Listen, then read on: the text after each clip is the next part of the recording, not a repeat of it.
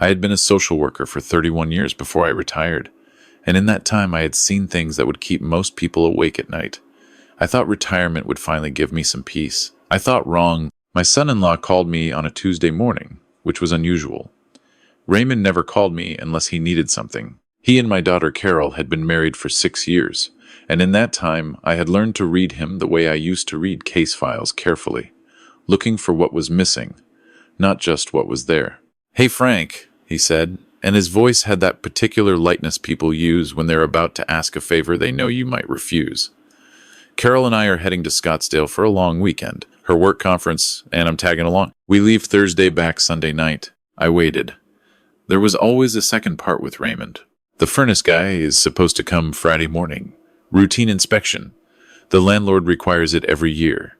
Would you mind going over to be there for the 2-hour window? We don't want to leave a key under the mat." I said, of course. My grandson Eli was 7 years old, and I would have walked across broken glass for that boy.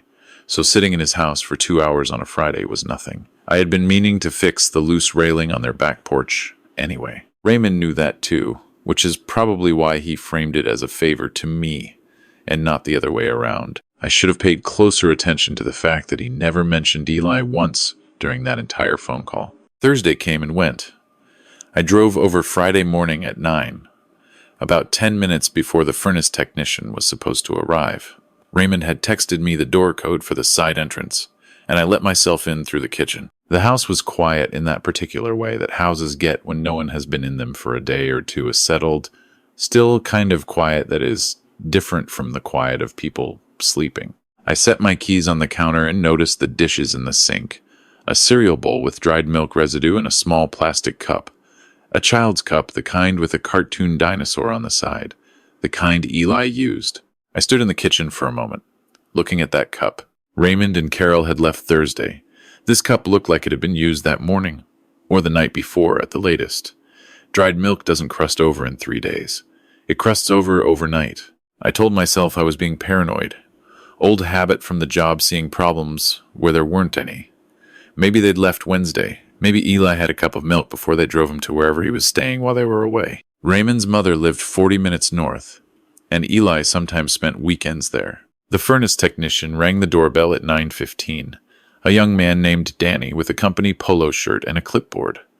I let him in and showed him to the utility room downstairs. He said it would take about 45 minutes, maybe an hour. I went back upstairs and started on the loose railing.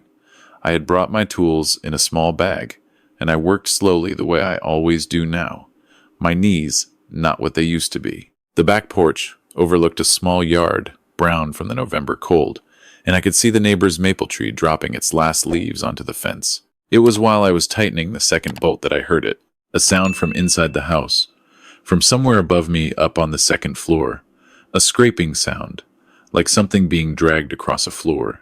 Then silence, then the scraping again. I set down my wrench and stood still. It came again, not scraping this time, but something softer, a thumping, rhythmic, small. The kind of sound a child makes when they're sitting on a floor knocking their heels against the baseboard because they're bored or restless or scared. I went inside. I climbed the stairs slowly, not calling out, not announcing myself, because 31 years of social work teaches you that sometimes you need to see the situation before the situation has a chance to rearrange itself. The sound was coming from Eli's room. The door was closed.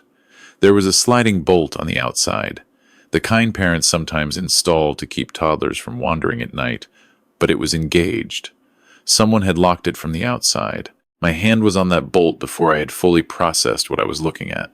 I slid it back and opened the door. Eli was sitting on the floor beside his bed with his back against the nightstand. He was in the same clothes I had seen him wearing when I visited 2 weekends ago, a blue long-sleeve shirt with a small rocket ship on the chest, gray sweatpants. His hair was flattened on one side like he'd been sleeping on it for a long time. There were several empty juice boxes on the floor beside him, the kind that come in the little packs, and a half-eaten sleeve of crackers, an empty bag of apple slices, the pre-packaged kind from a grocery store, 3 granola bars, 2 of them already torn open and eaten. He looked up at me, and his face did something complicated: relief and embarrassment, and something else I recognized from years of sitting across from children in rooms exactly like this one. The look of a child who has been told that the situation is normal and has been trying very hard to believe it. "Grandpa Frank," he said. I sat down on the floor next to him. My knees screamed at me, and I ignored them. "Hey, buddy," I said. "How are you doing?" "Okay," he said, which was such a brave and heartbreaking answer that I had to take a breath before I could keep talking. I asked him how long he'd been in his room. He thought about it with the careful seriousness that 7-year-olds bring to questions about time, and said since Wednesday night. He said his dad had come in before bed and told him to stay in his room, and that Grandma Joyce, Raymond's mother, would come pick him up Saturday morning. He had his snacks and his juice boxes and his tablet, which was now dead because the charger was in the kitchen and he hadn't wanted to open the door because his dad had told him to stay inside. Wednesday night. It was now Friday morning. Eli had been in this room for roughly 36 hours. I asked if he'd been able to use the bathroom. He pointed to the small bathroom connected to his room, the one Carol had insisted on when they bought the house, because she never wanted him to have to walk the hall at night. Whatever Raymond's failings as a father, and I was only beginning to take their full measure, that attached bathroom may have saved Eli from something worse. I helped him stand up. His legs were stiff. He was hungry and thirsty, and he needed a real meal and a bath. But he was not physically injured, and in that moment I held on to that fact the way you hold on to something solid in moving water. Danny, the furnace technician, was still downstairs. I heard him close up his case and start back up through the utility room. I stood in the hallway with my hand on Eli's shoulder and waited for Danny to appear at the top of the stairs. He looked at me. He looked at Eli. He looked at the door with the exterior bolt, which was still slid back. I watched him understand what he was seeing. "Sir," he said carefully, "is everything all right?" I told him everything was not all right. I told him I was going to need him to stay in the house for a few minutes while I made some phone calls, and I asked him if he was willing to do that. He said yes without hesitating, and I made a mental note of his name on his clipboard because some people still do the right thing when it matters. I called 911 first, then I called Carol. She answered on the second ring, which told me she wasn't in a conference session. Background noise, a restaurant, maybe a bar, voices and music. Scottsdale on a Friday morning. I told her where I was. I told her what I had found. I told her the police were on their way. The silence that followed was the most telling thing she had said to me in 6 years of being her father. "Dad," she finally said, "it's not what it looks like." In 31 years of social work, I heard that sentence more times than I could count.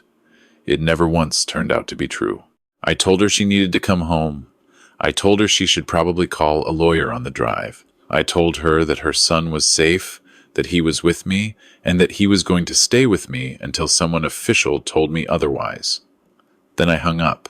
The officer who arrived first was a young woman named Officer Tran, and she was calm and methodical and very good with Eli, which mattered more to me in that moment than anything else. She had him show her his room while a second officer took my statement in the kitchen. I told them everything: the dried milk in the cup, the exterior bolt, the snacks, the dead tablet, what Eli had told me about Wednesday night. I also told them about my background. 31 years with Child Protective Services, the last 12 as a senior case investigator. The second officer wrote that down. What followed over the next several days was both familiar and surreal familiar, because I had been on the professional side of these proceedings hundreds of times. Surreal, because now it was my grandson, sitting across from a child advocate interviewer in a small, comfortable room while I watched through a window. Eli was consistent and clear. He told the interviewer that his dad had done this before, not for 2 days, but for an afternoon or an evening, while Raymond went out. He said his dad told him it was their special secret, the way some kids have forts. He said he didn't think it was a secret anymore, though, because Grandpa Frank had found him, and Grandpa Frank knew about secrets. That last sentence broke something open in my chest that I'm not sure has fully closed since. Raymond and Carol arrived back Saturday afternoon, not Sunday as planned. They came with a lawyer. I know because the detective handling the case called to let me know, as a professional courtesy, because I had given her my old supervisor's name as a reference, and she had apparently called him. I was at my house by then with Eli, who had eaten 2 bowls of soup and a grilled cheese sandwich, and fallen asleep on my couch watching a nature documentary about penguins. I sat in the armchair next to him and watched him breathe the slow, steady breath of a child who finally felt safe. And I thought about all the case files I had ever closed and what it had actually meant to close them. Raymond was charged with child endangerment and child neglect. 2 counts. given what Eli had disclosed about previous incidents. Carol was not charged initially, though the investigation remained open regarding what she knew and when.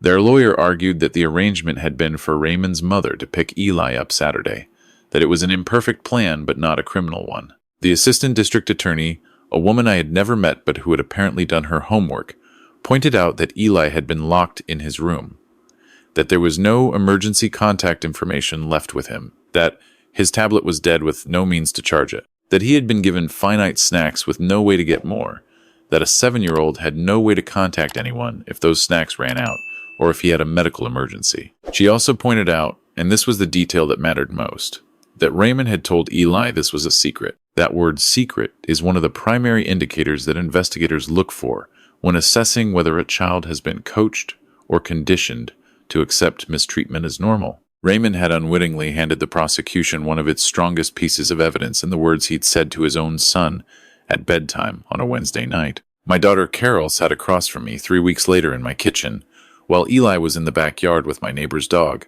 and she told me she hadn't known about the Wednesday night specifically. She had thought Eli was with Raymond's mother. She had assumed. She had not confirmed because confirming would have required asking Raymond directly, and asking Raymond directly about anything involving Eli had become, in the last year, something she avoided. I had been a social worker for 31 years. I had sat with mothers in kitchens just like this one and heard sentences just like that one. I had learned the difference between a parent who failed a child through genuine ignorance and a parent who failed a child by choosing not to know. I told Carol that I believed her about Wednesday. I told her I was less certain about what she had suspected over the previous year. I told her that Eli needed stability above everything else, and that I would support whatever arrangement kept him most stable, and that I would not be handing him back to an arrangement I did not trust. She cried. I let her cry. I did not put my arm around her, which was one of the harder things I have done, because she is my daughter and I love her. And love and accountability are not opposites, no matter how much we wish they were. The family court hearing was 6 weeks after the incident. Raymond's attorney argued for supervised visitation pending the criminal case. The guardian ad litem appointed to represent Eli's interests specifically recommended that Eli remain with me during the proceedings, given my background and the stability of my home. The judge agreed. Raymond sat at his table, and I could see him recalculating in real time, the way people do when a plan that seemed clever reveals itself to be the opposite. He had left for Scottsdale, thinking the only person with a key to his house was a furnace technician who would show up, do his job, and leave without going upstairs. He had not accounted for the fact that I had been in that house, and I knew it the way you know a place where your grandchild lives. He had not accounted for the dried milk in the dinosaur cup. He had not accounted for me at all, really. That was his first mistake, and in my experience, it is almost always the first mistake that unravels everything. Eli has been with me for 4 months now. He started 2nd grade at the elementary school, 6 blocks from my house, and his teacher sent me a note last month saying he had won the class Geography B and had been extremely gracious about it, which is exactly the kind of person I always hoped he would be. He asks about his mother sometimes. I answer honestly at an age-appropriate level, which is something I spent decades learning how to do. I tell him that his mom loves him and that she is working on some things, which is true. Carol is in family counseling. She has filed for divorce. She calls Eli every Sunday evening, and they talk for about 20 minutes. And Eli usually seems okay afterward, which is what matters. He asked me once, a few weeks after he moved in, why his dad had locked the door. I thought about that question for a moment, the way I have always thought about hard questions, slowly and with respect for the difficulty of the honest answer. I told him that sometimes grown-ups make bad choices, and that bad choices have nothing to do with whether the child is good or bad, and that he was one of the best kids I had ever known in a very long life of knowing a lot of kids. He thought about that. Then he said he was glad the furnace guy came. I told him I was glad too. What I didn't tell him, what I thought about later that night sitting on the back porch where the railing no longer wobbles, is that it wasn't really the furnace technician who saved him. It was a dried-out ring of milk in a cartoon dinosaur cup. It was 31 years of learning to notice what didn't fit. It was the particular quiet of a house that has someone in it trying very hard to be invisible. Some cases stay with you from the outside. They live in your files, in your reports, in the outcomes you track from a professional distance. This one lives in the bedroom down the hall from mine, where a 7-year-old boy sleeps without locking the door, because he knows now that the lock is gone and that no one in this house will ever put it back. I have spent a lot of time thinking about cause and effect since the morning I found Eli on that floor. Not in an abstract way, in the specific, concrete way that 31 years of casework trained me to think. Every outcome has a chain behind it. Every chain has a first link, and if you follow it back far enough, you almost always find the moment where a choice was made, or a question wasn't asked, or a person decided that not knowing was safer than knowing. Raymond made a series of choices. He chose convenience over responsibility. He chose a long weekend over his son's safety. He chose to believe that a 7-year-old with a sleeve of crackers and a dead tablet was a problem that could wait until Saturday. And then, in what I can only describe as a spectacular failure of judgment, he handed me the door code and asked me to be there himself. He built his own unraveling and then invited me to walk through the door. That is what happens when people mistake intelligence for wisdom. Raymond was not a stupid man. He thought through logistics. He arranged the furnace inspection. He set up the door code. He calculated that I would come, do what I was asked, and leave. What he could not calculate was the dried milk in a dinosaur cup, or the particular kind of attention that a man develops after 3 decades of sitting with children who needed someone to notice them. Wisdom is not the same as cleverness. Cleverness asks, how do I get away with this? Wisdom asks, what kind of person am I becoming by doing this at all? Raymond had plenty of the first and none of the second, and the distance between those two things is exactly the distance between a man who keeps his family and a man who loses everything he built. Eli asked me once why his dad locked the door. I gave him the honest answer I could give a 7-year-old, that sometimes grown-ups make bad choices, and that those choices belong to the grown-ups, not to the children. But the fuller answer, the one I carry for myself, is this. Raymond locked that door because he had been locking smaller doors for years. The door on uncomfortable conversations. The door on accountability. The door on the kind of self-examination that might have shown him who he was becoming. By the time he locked a physical door on his own child, it was simply the last in a long series. That is the truth about character. It does not break all at once.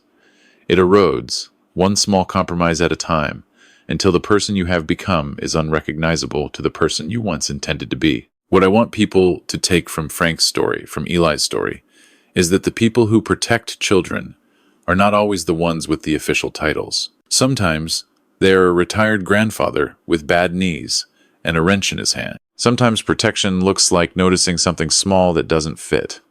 Sometimes the most important thing you can do is refuse to look away from what is right in front of you, even when looking away would be easier. Eli sleeps down the hall now. He won his class Geography B. He drinks his milk from the same cartoon dinosaur cup, which I washed and put in the cabinet the first week he moved in, because some things deserve to be kept. The door to his room has no outside lock. It never will again.